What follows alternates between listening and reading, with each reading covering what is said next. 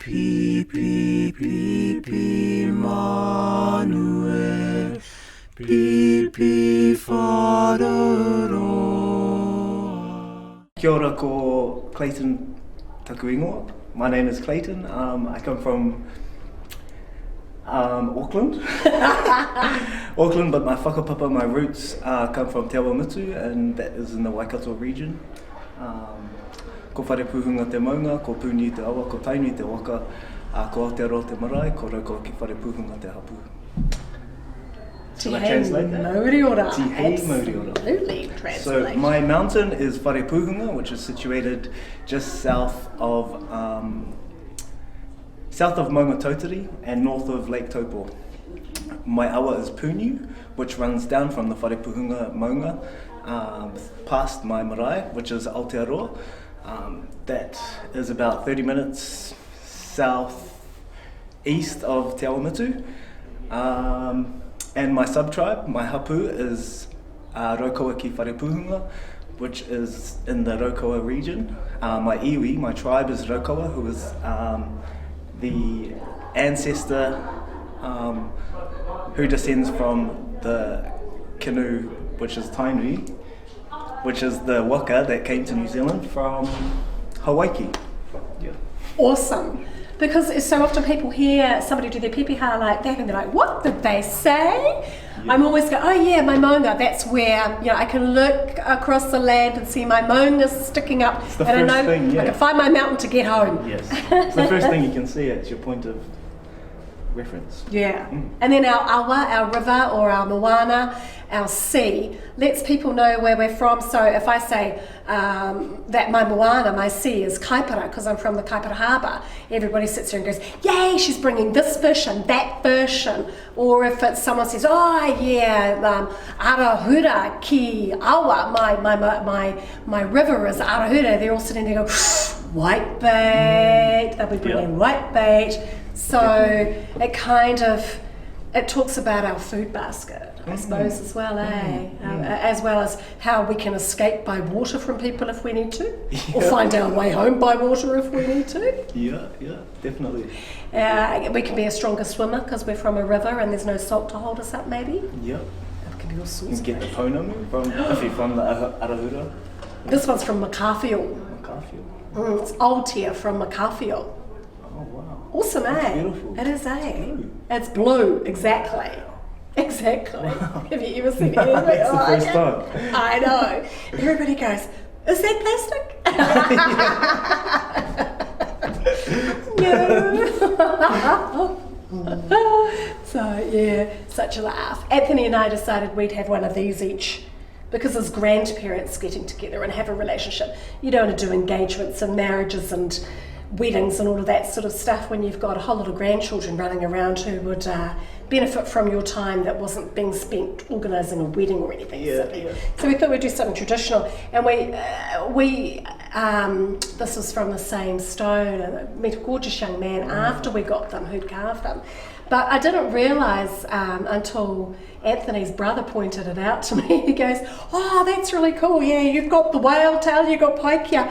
Oh, yeah. He's got tangaroi, he's got the fish hook. Yeah. So he caught you on his hook, eh? That's a good one. I was like, oh, no. I didn't even think of that. That's a real good one. Put me in my place. Get you to the kitchen. It's like, oh.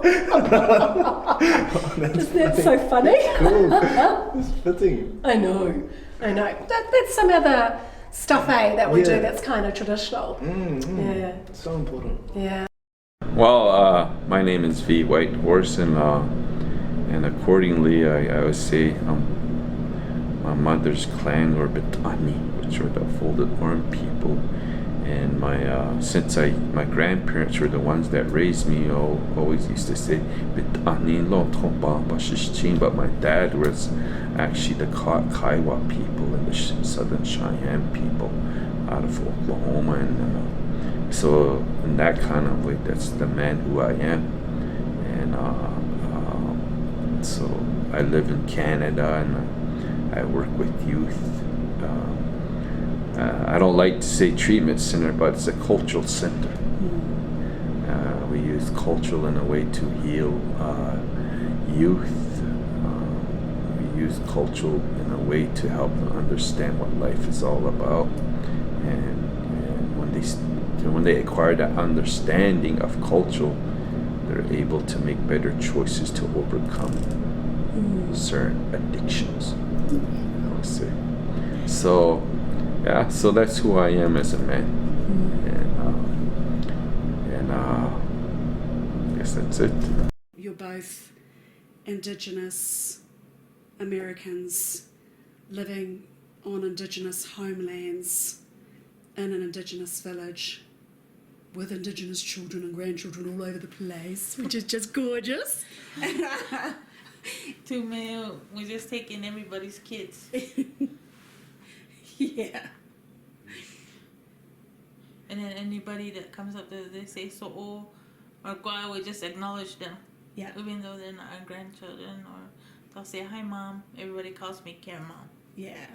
I just say, oh, hi.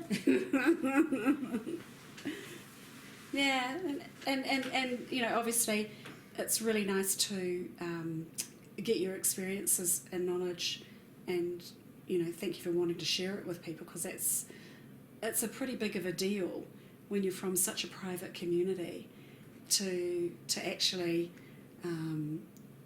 take on the responsibility of sharing information about yourself and your family and your extended family, and so.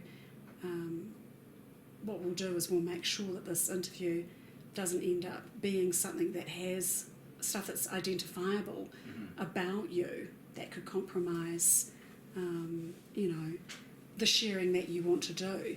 And I think particularly because you're very important to me as people who I have watched doing this just amazing family stuff with everybody in your tribe, and I'm taking some time away from them by asking you to do this with me, and you know, I acknowledge that you should be spending 100% of your time with your own people doing stuff for them, so this is a big deal, getting you to sit here and talk to me, so thank you.